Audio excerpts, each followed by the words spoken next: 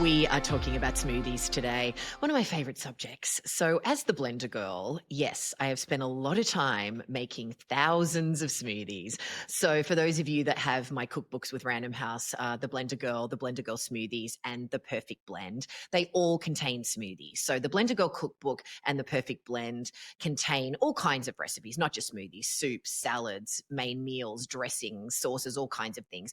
But the Blender Girl Smoothies, which was the second book, just contains 100 smoothies. So 100 of my favorite smoothies. So, oh gosh, I would receive hundreds of emails a week with people sharing their blends, sharing pictures with their children, their grandchildren, their partners, sharing their blends with me. It's been a really joyful part of my work. So I thought we'd do an episode sharing my 6 steps to sensational smoothies. So in the Blender Girl Smoothies book, I shared a chart of how to make really spectacular smoothies. And it became very popular. It was featured in the Washington Post and a lot of magazines and media outlets.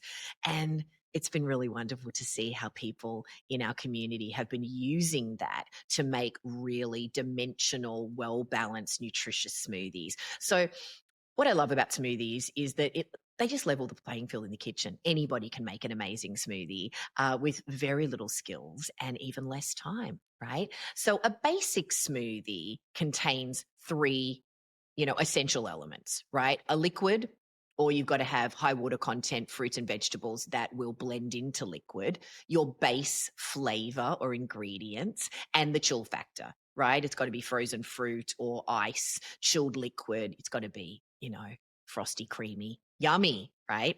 So smoothies come in, so many different flavors and so many different combinations. The combinations are endless. But the problem that I have with most smoothies is that they're typically quite bland and flat in flavor. It's sweet and not much else. They tend to be pretty high in natural sugar. They often can spike blood sugar levels, cause crashes, so that you're hungry afterwards. They don't sustain you. And I just find them a bit dull, quite frankly. And often, if you do try to put different things together, you come up with kind of a yucky, sludgy brown concoction that looks and tastes like the place where the plants came to die. And nobody wants that, right? So for me, I want a smoothie that delivers balanced nutrition. I can pack in a ton of nutrition, but I also want it to have a mind-blowing dimensional flavor that takes me on a journey like a textured dish. And so I'm always looking for a smoothie that fulfills those things. So here are the 6 steps. I'm going to share them with you. So those of you that have the Blender Girl Smoothies book, you can find that chart in written form. But here we go. So step 1 is the liquid, right? So typically we want to be using some kind of a liquid, and I'll go through these 6 steps in detail. Step 2 is the base flavor, right? It's typically frozen fruits, some vegetables, things like that, right? Now, as I said before, if you are using really high water content things like watermelon, for example, we wouldn't necessarily need to add a liquid, right? Because we're going to blend the melon and it's going to become our liquid, right? So number 1's liquid, number 2 is base. Number 3 is we got to get creamy, right? We got to get creamy with frozen fruit and all kinds of other things, right? I think that pretty much every smoothie I make has some kind of green in it. So number 4 is go green.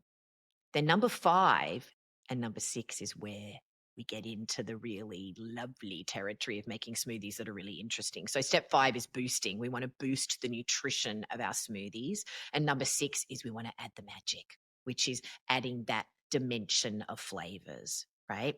So let's go over the liquids, all right? So I'm going to be speaking for a standard 2-serving smoothie that yields 32 ounces. So when I'm creating my smoothies, I typically standardize them to yield 2 16-ounce glasses, right? So 2 servings. Now, you may decide that you want to drink the whole thing, but for balanced nutrition, you probably would typically be drinking 1 glass, right? So for a standard 32-ounce smoothie that serves 2 people, I typically, on average, but again, this depends on what else you're adding, you're probably adding 1 to 2 cups of liquid on average, right? Might be 1.5, might be more, who knows, right?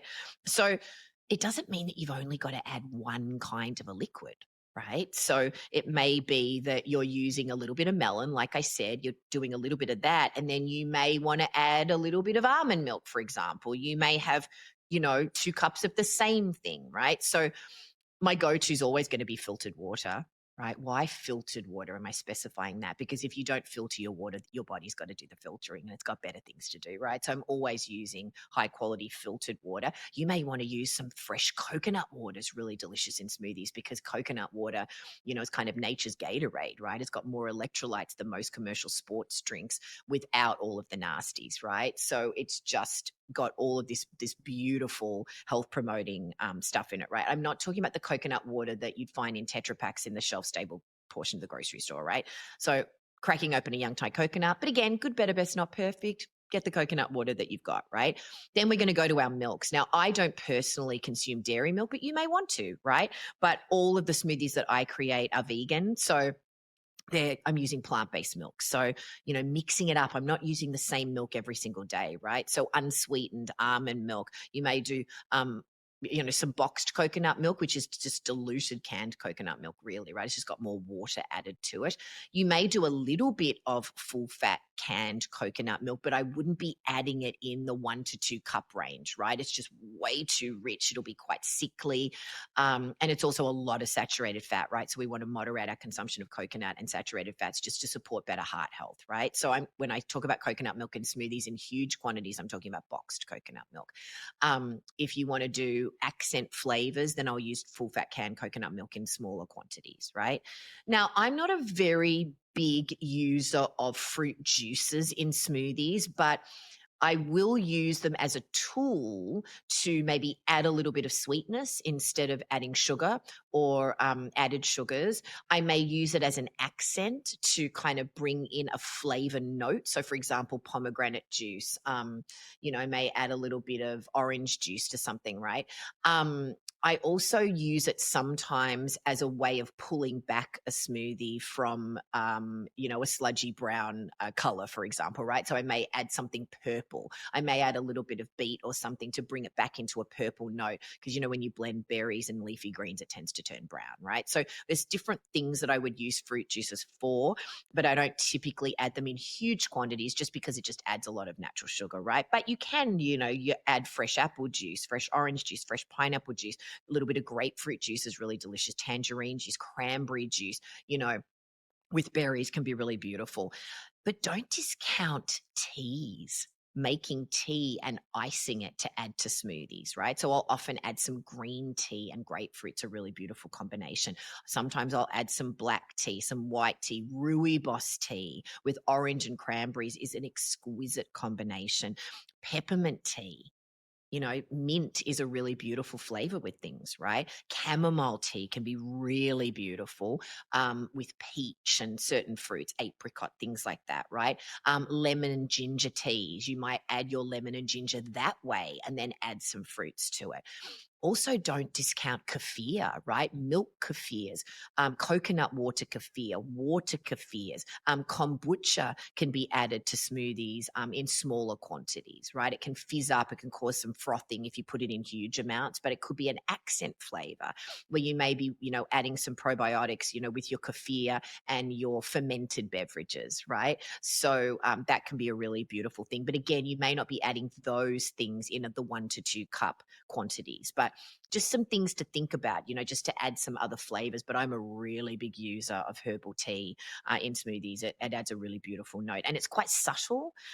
So play around with the quantities. There's certain fruits that go well with certain other things, right? So again, this is in my book, I talk a lot about pairing of flavors, right?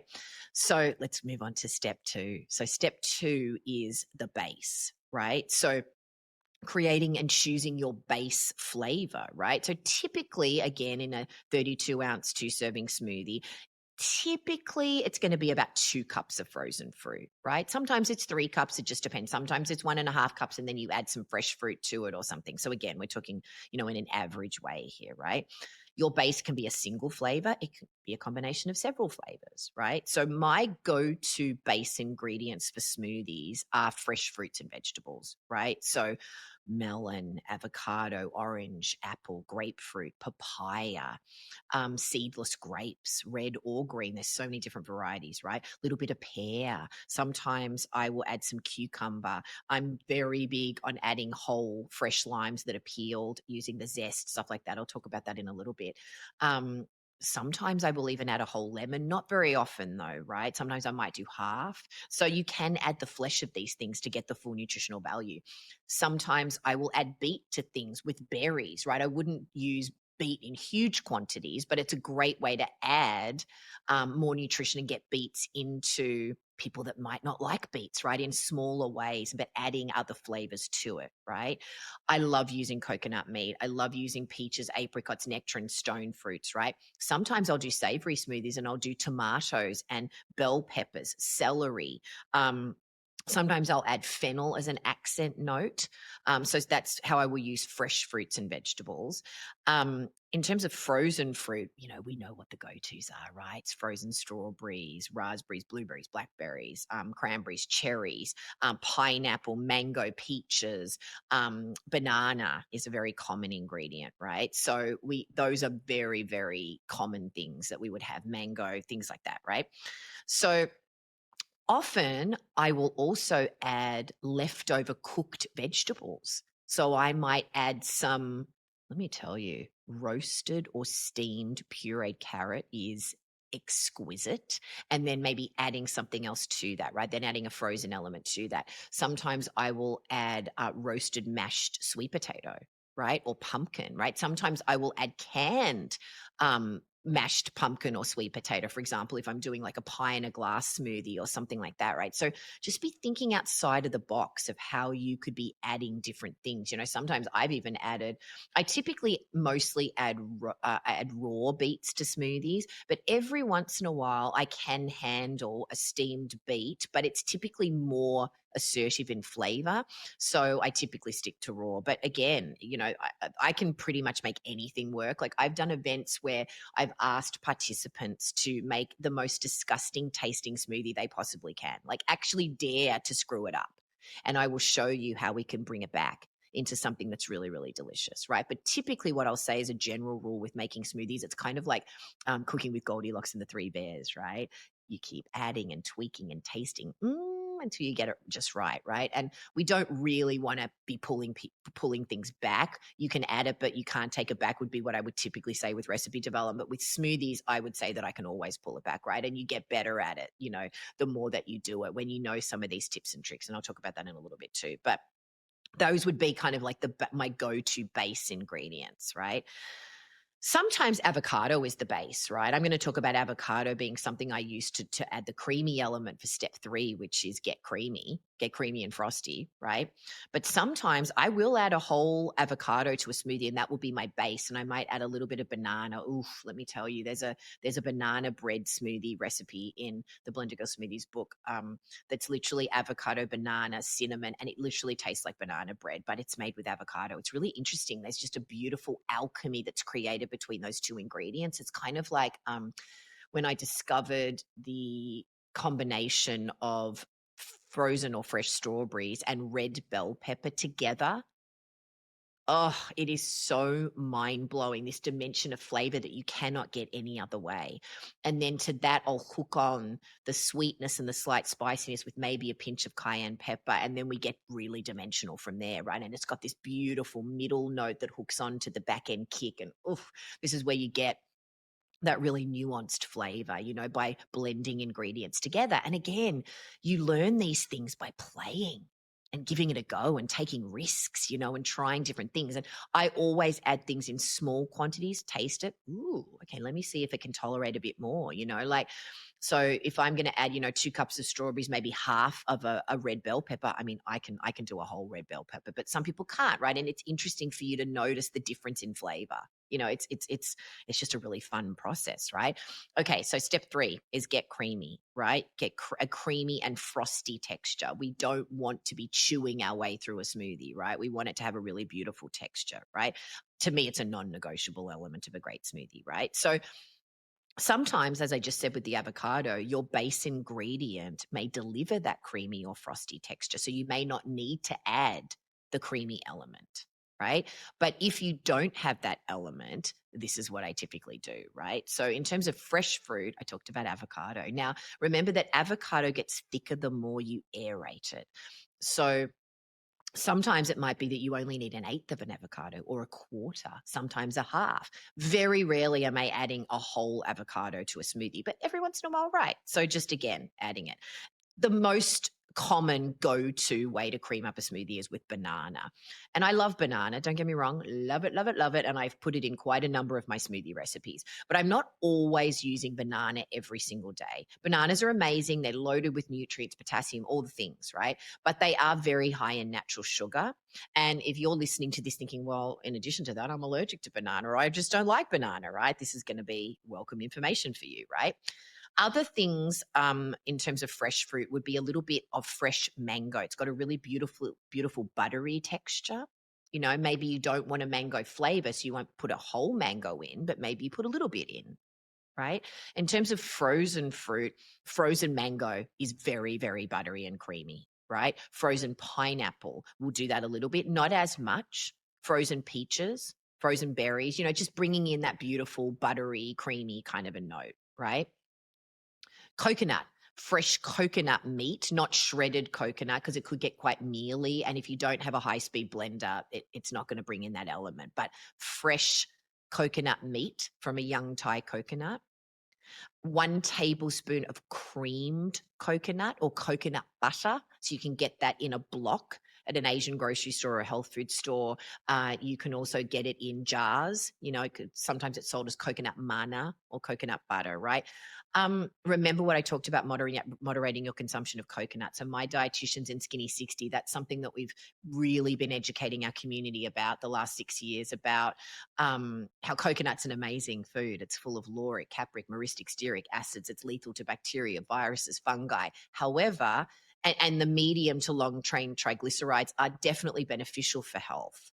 But we want to be moderating and being mindful of our consumption of coconut. So we recommend no more than 2 to 3 servings of coconut per week. And that's coconut oil, coconut meat, coconut milk. I mean, coconut in any form, except coconut water that's fat-free, right?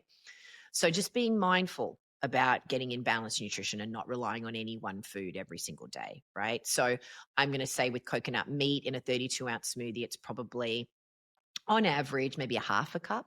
You may do a cup, but that's a lot of saturated fat, right? So again, be thinking about some of this stuff, not just the flavor and the texture. Yogurt is a big go-to one for people, right? So I'm always going for unsweetened yogurt with as few additives, preservatives, all kinds of things. Remember that most commercial yogurts are like puddings. They're like desserts and they contain a lot of sugar, right? So if you do dairy, you know, an unsweetened Greek yogurt, you may do a coconut yogurt, but again, moderating our consumption of coconut and almond yogurt. There's so many plant yogurts now, right? But just finding something that works for you, right? Not only would that be adding a creamy element, but you'd also be getting some probiotics with that as well, right? Another thing that I use a lot to cream up smoothies is I will use a little bit of nuts or seeds, right? So a quarter to a half a cup of raw unsalted cashews. You never want to use salted cashews or roasted cashews. It's just too assertive in flavor.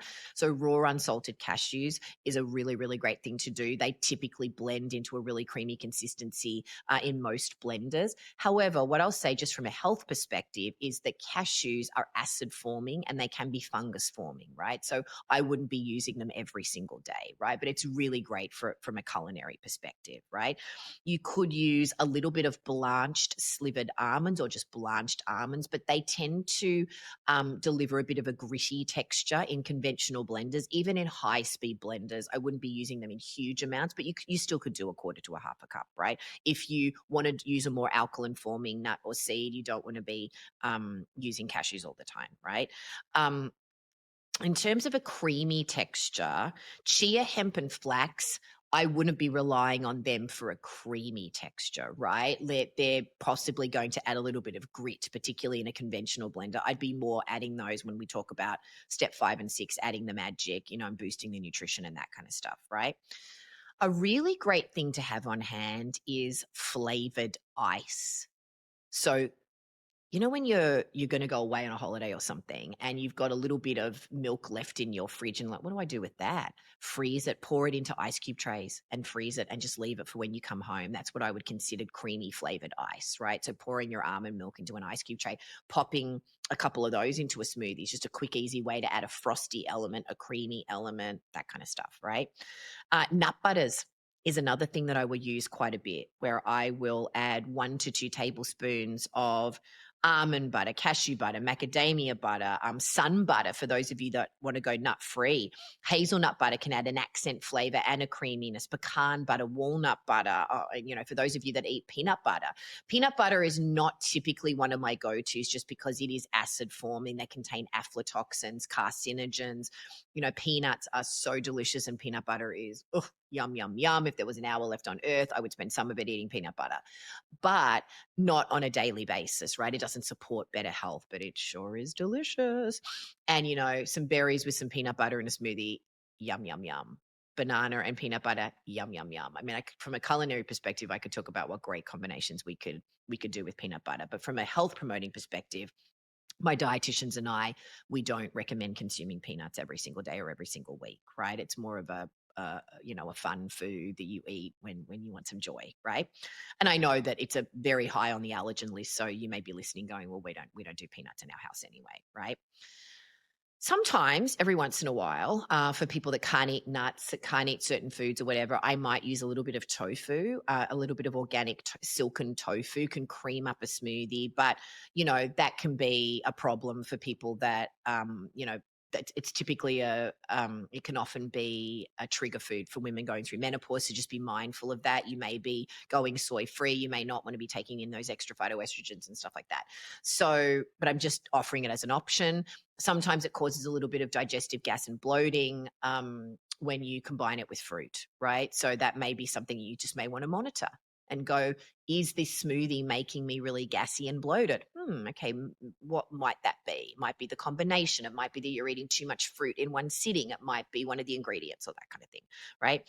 Every once in a while, I will use a little bit of rolled oats. Now, I wouldn't necessarily say that it adds a creamy texture as such, but it does alter the texture, right? So you may add, I'm thinking like a couple of tablespoons, a quarter of a cup, right? I wouldn't add any more than that, right? But it's an interesting thing to try, right? And then I talked before about base flavors with your cooked vegetables, right? A little bit of cooked steamed carrot, sweet potato, squash, pumpkin, right? I've even added a little bit of steamed mashed cauliflower, very, very small amount, right? And I'll talk about cauliflower in just a minute when I talk about adding boosting the nutrition in step 5, right? But just be thinking outside the box again of all these different things that you can be adding. And it also helps with food waste as well, right? But again, we're adding small, tasting it, adding as we go, right?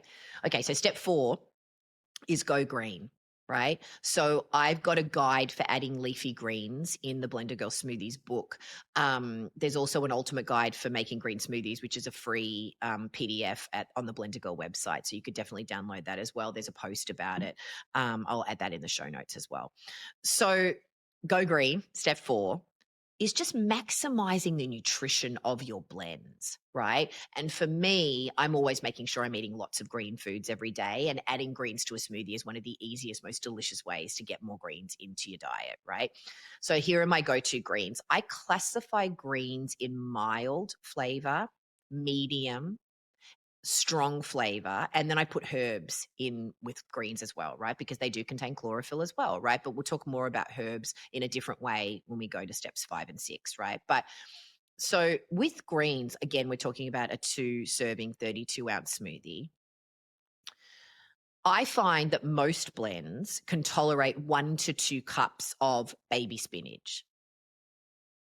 English spinach is different to baby spinach, right? It's just baby spinach is so much more mild in flavor, right? If you're using a different kind of spinach, you may want to add it in very, very small amounts, right? You want to wash it, right? So 1 to 2 cups of baby spinach.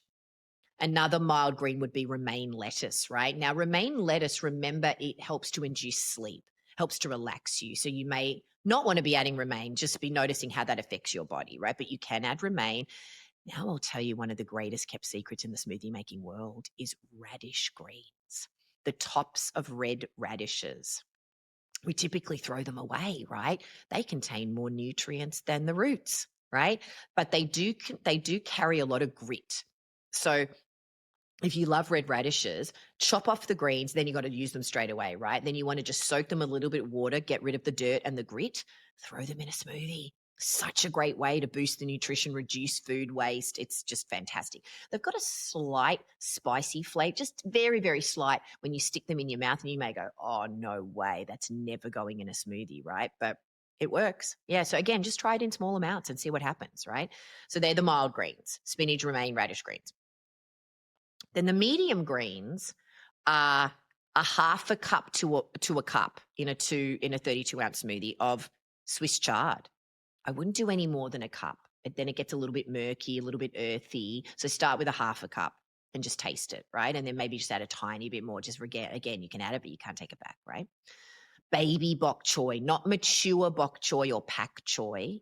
That is really gnarly in a smoothie, let me tell you. But baby bok choy, particularly the green bits, I've added the white bits too, but the green bits, again, I think one of the best kept secrets in the smoothie making world. And baby bok choy is lower in oxalates than spinach, right? So if you are you're predisposed to oxalate-induced kidney stones, you're watching, or things like that, or you're just watching your intake of oxalates, baby bok choy to the rescue. I've put collard greens in a smoothie, right? They're a little bit more assertive than chard. So I would always start with half a cup. Beet greens, again, another example of how the greens contain more nutrients than the roots, right? Now, beet greens can be quite assertive. So I'd always start with a half a cup.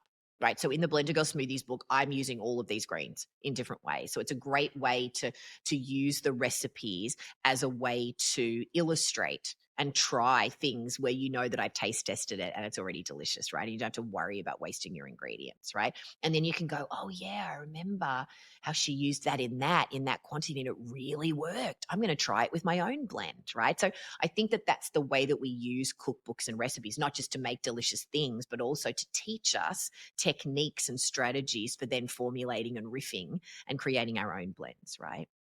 And then we've got kale, right? So, you could add a cup of any kind of kale, right? It could be lacinato kale, dino, Tuscan kale, whatever you want to call it, and then curly kale. It doesn't matter which kind, right? So again, I'd always start with half a cup because you may be quite sensitive to it. It depends on the other ingredients you're adding. That's another thing. So remember that these quantities that I'm giving you, it's just a general guide, right? Out of, sort of an aggregate of all the thousands of smoothies I made. That's what I would say in a general way, right? So those are the mild, and that's the medium greens. And the strong greens, I would only ever use as an accent flavor, right? So I'd only be adding an eighth of a cup or a quarter of a cup at the most. And what do I classify as strong or accent greens? It would be arugula or rocket if you're in Australia, or dandelion greens, which a lot of people, they're wild edibles, that a lot of people have growing in their garden, right? They are very, very strong, assertive greens. But let me tell you what I discovered when I was doing the Blender Girl Smoothies book is that when you put dandelion greens in a smoothie with pineapple, a little bit of coconut, you put a little eighth of a cup of dandelion greens and it almost tastes like a pina colada with alcohol in it. This is what I mean by the magic that's created with the alchemy between ingredients. It's astonishing. Likewise with arugula, I can add just a little accent note. And you know how arugula's got that little hint of spice? And arugula it's such a powerful chelator, right? So it helps to pull toxins out of the body, heavy metals out of the body, just like cilantro, parsley, those kinds of things, right? So again, we're creating beautiful, delicious, fresh food that is as functional as it is flavorful. So I'm always kind of keeping my eye on how we're achieving both of those things at the same time. And again, you just get better at this the more you practice it, right? Like I've discovered all of these things over many, many years of doing this, right? And you can too, right? And then, like I said, I would put fresh herbs in this category. A lot of these things are crossing over between categories, right? So 2 tablespoons or a quarter of a cup, sometimes even more, of fresh mint, fresh basil is delicious with watermelon and strawberries. It is so incredibly delicious. And remember that mint is cooling to the body in the summer weather, right?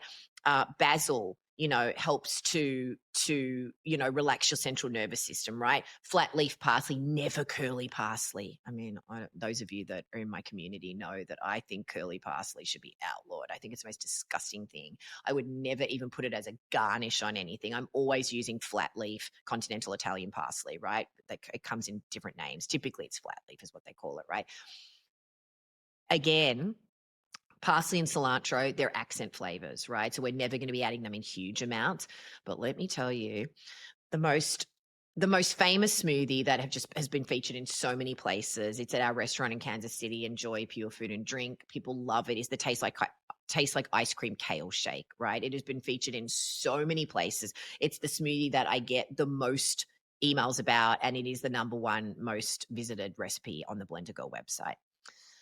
It is delicious, and it does taste like ice cream, tastes like pistachio ice cream when you get the alchemy of the flavors just right. If you just want to Google taste like ice cream kale shake the Blender Girl, it will come up and you'll see it. You can get that recipe on the Blender Girl website. My second favorite smoothie of all time would be the pineapple salsa smoothie from the Blender Girl cookbook. It's also in the Blender Girl smoothies book. It is so dimensional in flavor and it just ticks all the boxes. It is absolutely exquisite, but when you look at the recipe, you're going to think it's the weirdest, most disgusting combination you've ever heard of, right? It's pineapple and cilantro, cucumber, chili, a sliver of onion. I mean, it's got avocado. I mean, you're just going to go, no way, Jose, right? But I'm telling you right now, it is extraordinary, and I just really don't want you to miss it, right? It's exquisite. So definitely check that out if you want to be brave and thank me later because it's delicious, right? But that's where cilantro just, ugh. And if you think about it, that's another thing I'll say. When you're constructing your own smoothies, think about what you want to achieve. So what does a good pineapple salsa have in it? I love pineapple salsa, by the way, right? It's got the sweet, it's got the heat, little bit of onion, little bit of salt, right? So think about like when I'm doing a pie in the glass smoothie, right? What does a great apple pie have? Well, apple. It's got that beautiful buttery pastry flavor. It's got some cinnamon, so I'm adding those elements into my apple pie smoothie, right? I'm a big fan of pie in the glass smoothies, muffin smoothies. There's a brownie smoothie. I mean, we could talk all day long about all the amazing things you could create, but the reason why I bring that up is just about talking about herbs in smoothies, right? In that pineapple salsa smoothie. It's just delicious. Okay, step 5 is boosting the nutrition of your smoothies and maximizing the healing potential of them by adding nutrient-dense foods. So here is where we get really, really, really interesting, right? So I talked before about chia seeds, hemp seeds, and flax seeds, right? They're full of omega-3s. They deliver protein, right? And with hemp seeds, complete protein, right? So I'm often adding chia, hemp, and flax to my smoothies, but I would just start small, right? Because not every smoothie can handle a tablespoon, and a tablespoon of those 3, right? So I would just start with a teaspoon. Some's better than none, right? So a teaspoon of chia, teaspoon of flax, teaspoon of hemp. Hemp tends to get grassy in really huge amounts. Chia seeds, you can put a little bit in, but remember that chia seeds, they swell with water. They help to fill you up. You may not want as many of those, depending on what else you're eating, right? You may be sensitive to it, right? Same with flax seeds, right? So flax seeds need to be ground in order to be more bioavailable. You can throw them in a smoothie whole because we're blending it anyway, right? So you don't need to worry about that too much. So seeds are great. Cold pressed oils are things that we often just don't think about putting in smoothies, right? So a teaspoon to a tablespoon of cold pressed avocado oil. Extra virgin olive oil can be really amazing. Cold pressed hemp oil, flax oil, those 2 need to be kept in the fridge, right? Little bit of coconut oil can be used as an accent flavor to boost the coconut flavor in smoothies is often what I would use it for. I may use coconut butter or coconut oil to add some of those health promoting qualities I was talking about earlier, right? Because they're it's a great immune booster. But again, I'd be looking at moderating my consumption of coconut, but it is an amazing immune booster, right? So sometimes if I know I've been around sick people, I might just eat a chunk of coconut mana or coconut meat or coconut butter, almost like a piece of fudge, right? And again, it's got that lauric, capric, myristic, stearic acid that's really combats um, pathogens and boost your immunity, right? Little bit of pumpkin seed oil. Ooh, let me give you another little tip about flavors. So let's say you love the taste of peanut butter, but you don't want to eat peanuts or you're allergic to peanuts or whatever it is, right? If you use almond butter and add just a little bit of Styrian pumpkin seed oil, it's a specific type of pumpkin seed oil, it almost tastes like peanut butter. Oh, it's another little tip. It's such a great little discovery, right? Macadamia oil can be interesting with certain tropical fruits, right? Now, these may be things you're never going to have in your house. I'm just giving you options, right? And then we're talking about superfoods, right? So we're talking about acai, frozen acai packets, unsweetened acai is big, that's become a huge trend the last sort of 15 years, right? You may also do a little bit of acai powder. You may do some pomegranate powder, goji berries or goji powder, camu powder, which is just such a huge vitamin C rich food, maki powder, maca powder. Now, you can get maca powder in raw and gelatinized. Maca powder is one of those things that you should only ever consume gelatinized, right? It's easier on the digestive system, and maca is highly susceptible to microbial contamination, right? So that's another thing where the raw food movement's kind of really pushed raw maca, but it is absolutely a food that has to be consumed, cooked, gelatinized, right? So just be mindful of that, right? But I love Navita's Organics. I love that company. They do amazing superfood powders, but there's so many companies that are wonderful, right? So, and you can keep those in jars, in your pantry or in your fridge and just scoop it out when you need it. But again, with those powders, a little goes a long way and you can add it, but you can't take it back, right? So just be adding gradually. Likewise, I'm a huge fan of wheatgrass powder. You can typically add a teaspoon into most smoothies, all but unnoticed, and it doesn't alter flavor, right? Now, when you go into things like spirulina, chlorella powders, those kinds of things, they're extremely assertive and they can bring in a funky flavor.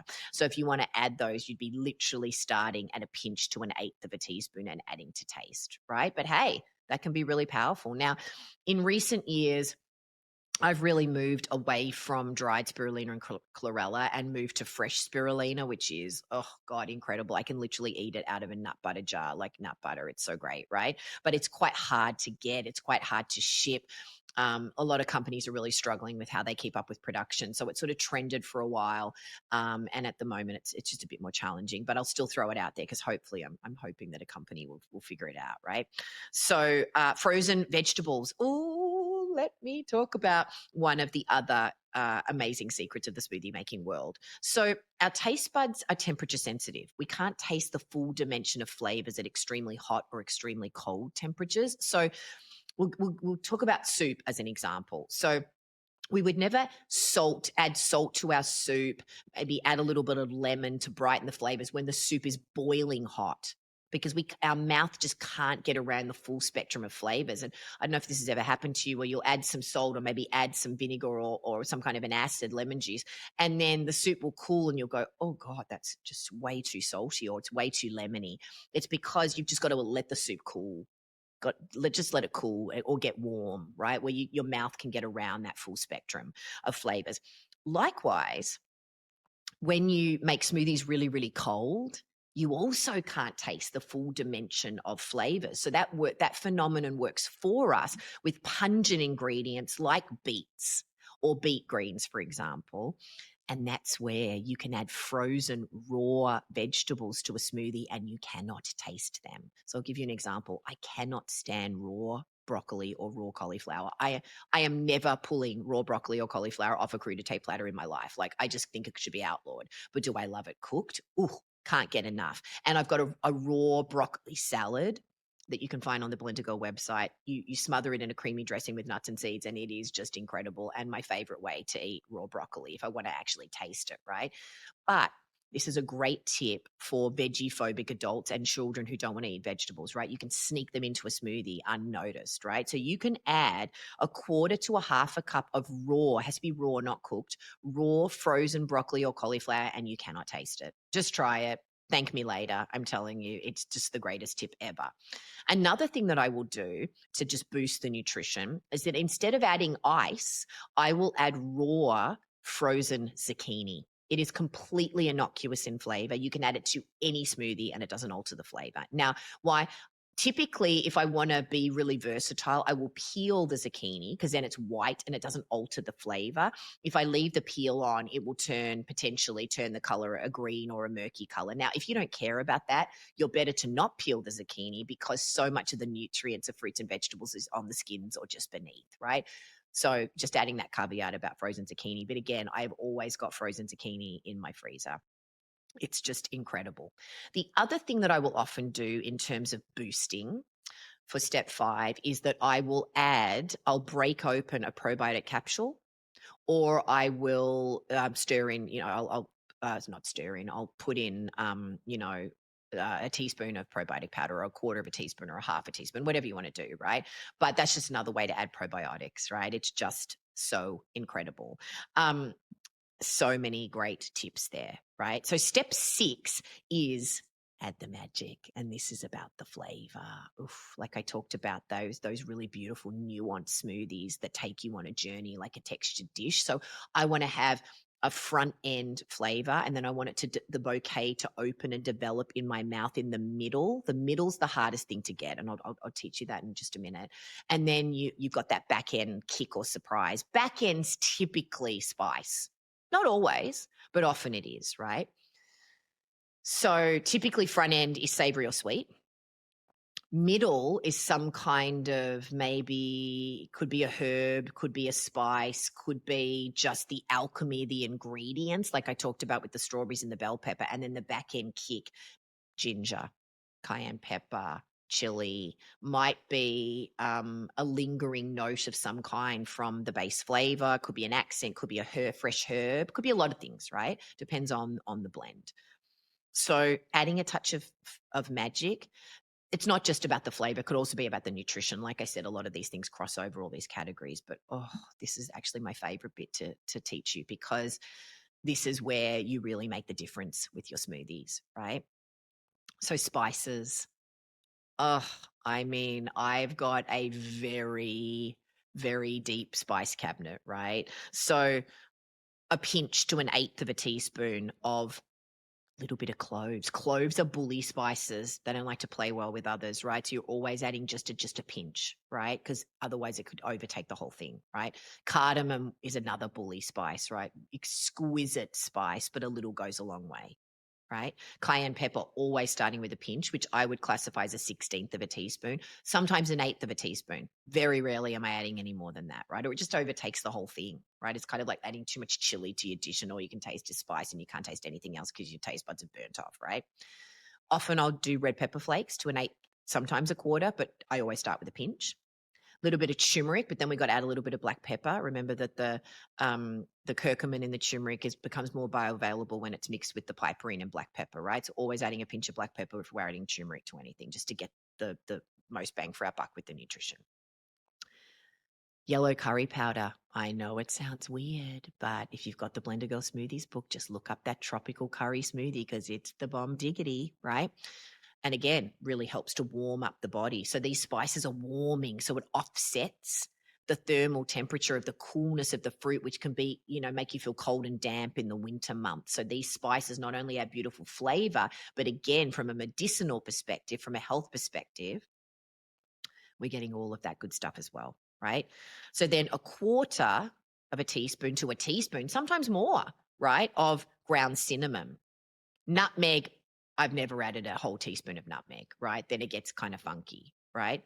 And then you could add dried ginger. So if I'm doing sort of a pie in a glass smoothie, maybe I'll add dried ginger, but more often than not, I'm adding fresh ginger. Oh gosh, do I love fresh ginger? I've always got fresh ginger in my house, right? So when I'll get this question a lot, well, if you're going to blend it anyway, why is everything listed in teaspoons and stuff? It's so that your recipe um, ends up with close approximation to what I've tested at home, right? So if I say, a pinch with my fingers or a handful of this or whatever, that could mean a lot of different things, depending on how big your hands are, right? Or how you're eyeballing ingredients. So ingredients measure with greater accuracy when they're chopped, diced, grated, minced, right? So I'll get that a lot. Can't I just throw the ginger in? Well, I don't know how much you're throwing in, right? So when I'm writing my recipes, I'm always using minced ginger, like I'm grating the ginger, right? And I love my ginger grater. Like it's just after my blender, it'd be my top 5 kitchen gadgets, right? So fresh ginger is delicious, and it's warming, it's anti-inflammatory, it helps to settle the stomach. There's so many reasons, and it just adds fabulous flavor, right? We talked about fresh herbs before, so let's talk about some of the other herbs which I would use in an accent kind of a way, right? So I will add I don't know, a quarter of a teaspoon, half a teaspoon, sometimes 1.5 teaspoons of fresh rosemary, never dried rosemary. That is funky. No, thank you, right?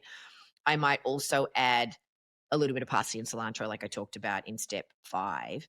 I talked about the basil and the mint, right? So just don't discount fresh herbs. I've often put fresh lemon thyme in a smoothie too, right? I've added fresh thyme. I mean, so many things, right? There's so many beautiful herbs. But again, I'm not adding dried herbs in a smoothie because with dried herbs, first of all, they're more potent, but you have to cook them off or they're just too astringent and sharp in flavor. And we're not doing that with a smoothie, right? So always fresh, always fresh.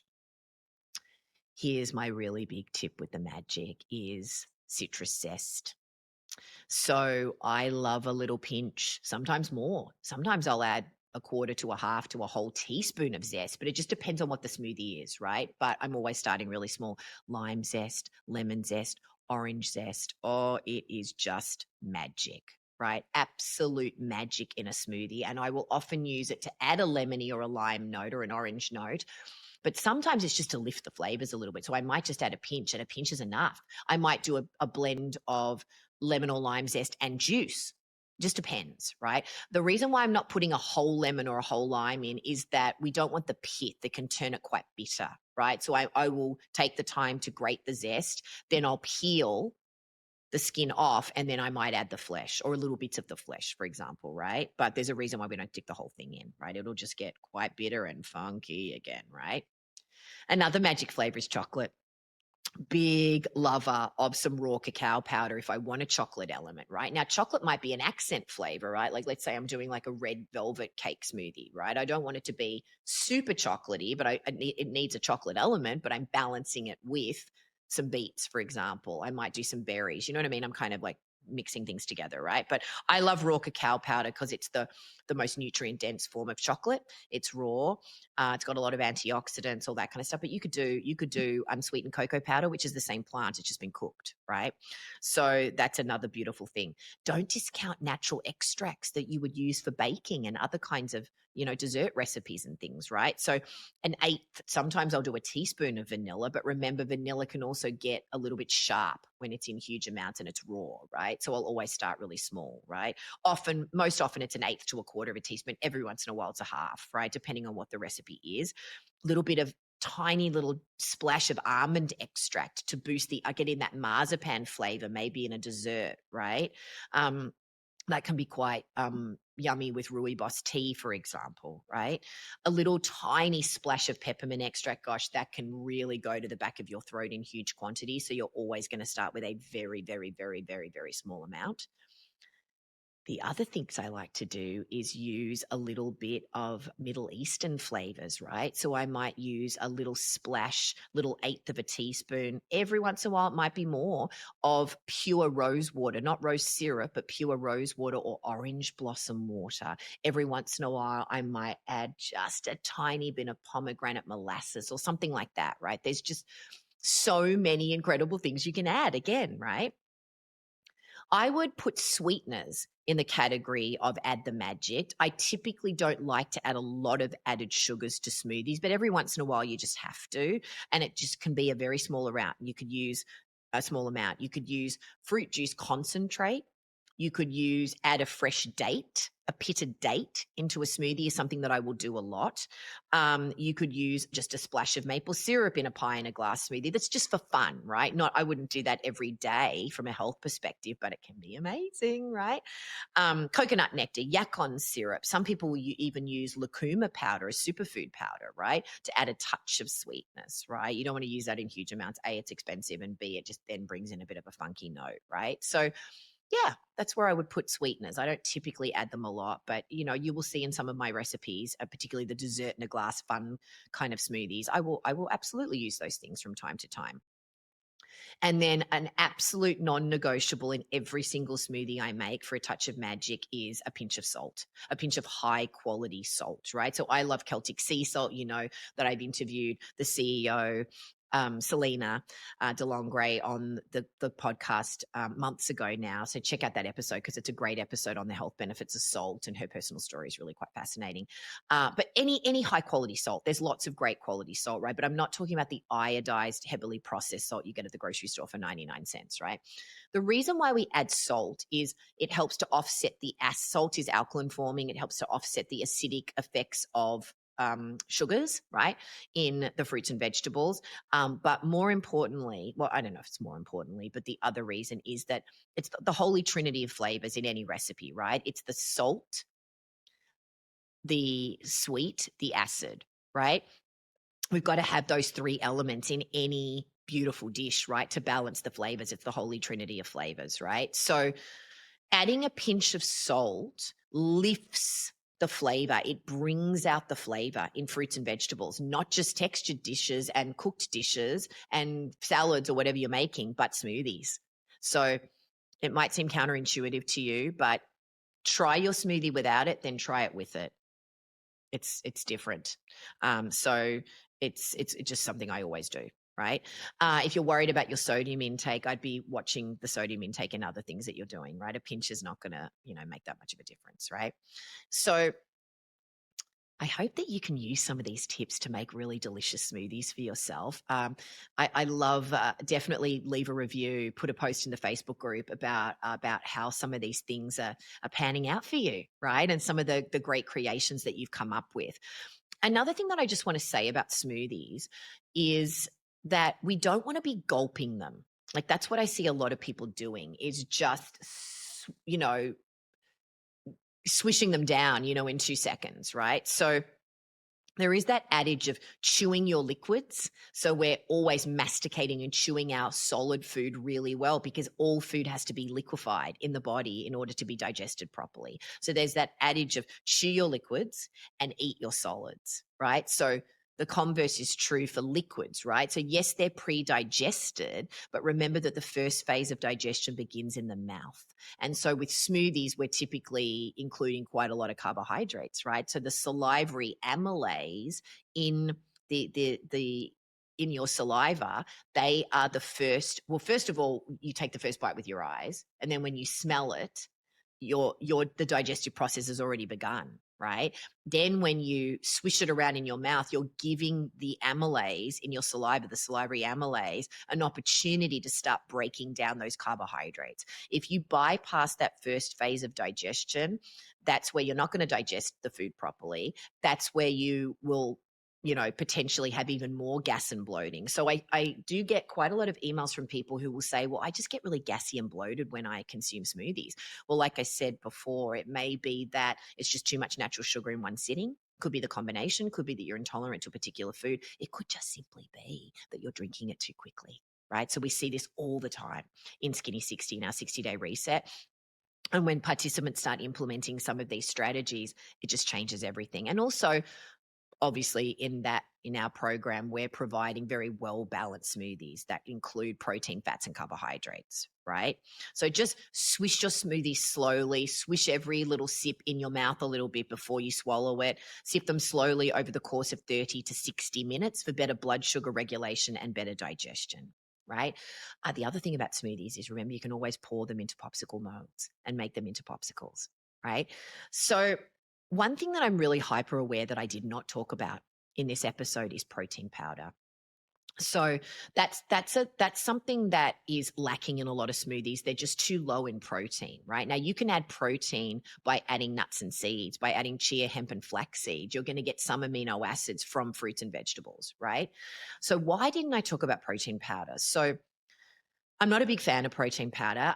In the height of the Blender Girl trajectory, I was sent pretty much every protein powder that was made in the world, and everybody wanted my opinion on their protein powders. I worked with quite a lot of companies to help make their protein powders better, not just from a nutritional perspective, but from a textural perspective. A lot of them can be quite gritty.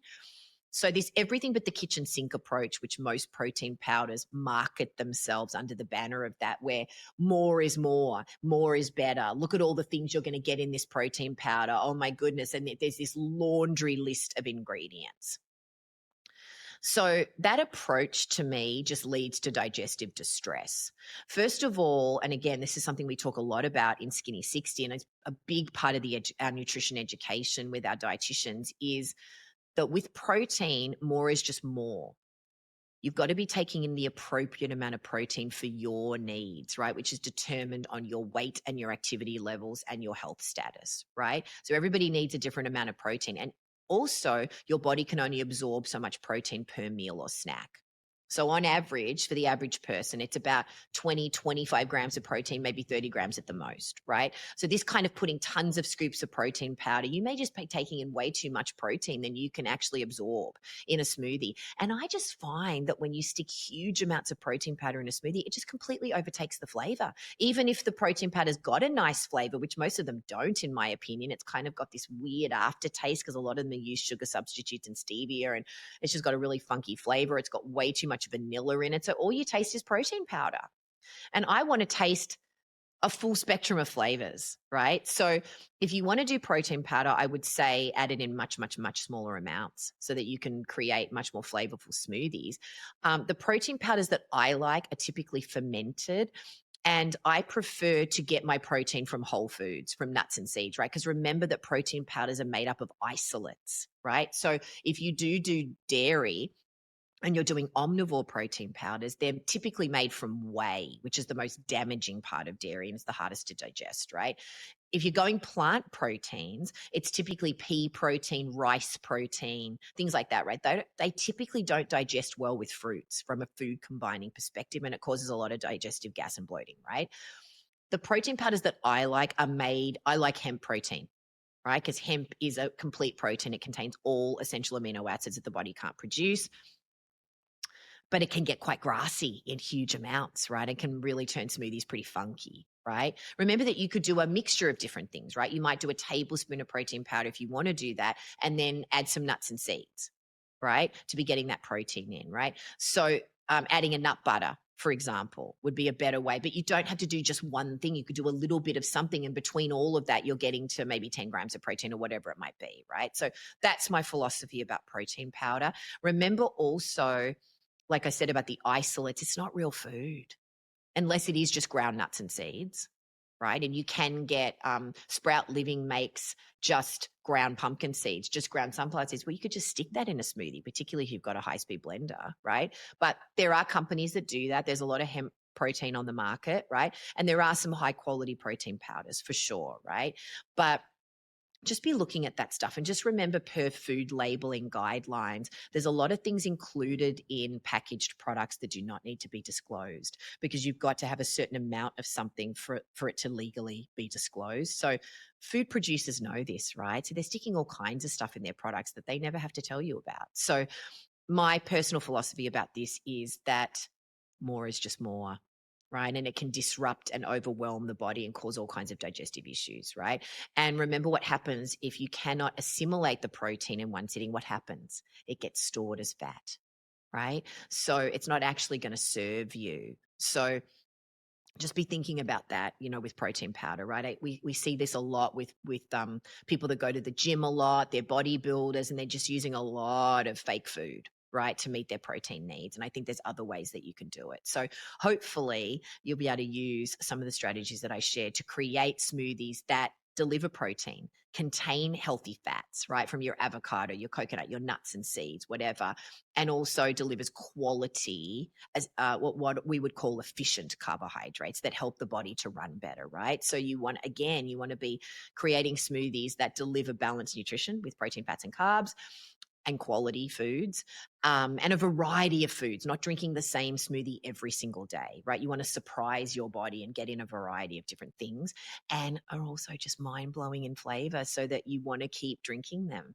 Right. I don't drink a smoothie every single day of my life. I kind of mix it up. That's what we typically do on the meal plans in Skinny 60, right? We might do a smoothie, and then the next day it might be a cooked dish. The next day it might be something savory. The next day it might be a chia pudding. The next day it might be, overnight oats. The next day it might be a smoothie bowl or something, right? So just might be, if you eat eggs, poached eggs and sauteed vegetables or something, right? The next day. So just mixing it up and noticing how different foods feel in your body, how your body responds to it. Do you have more energy? Is your blood sugar regulated? Are you hungry 30 minutes later? Does it sustain you until lunch?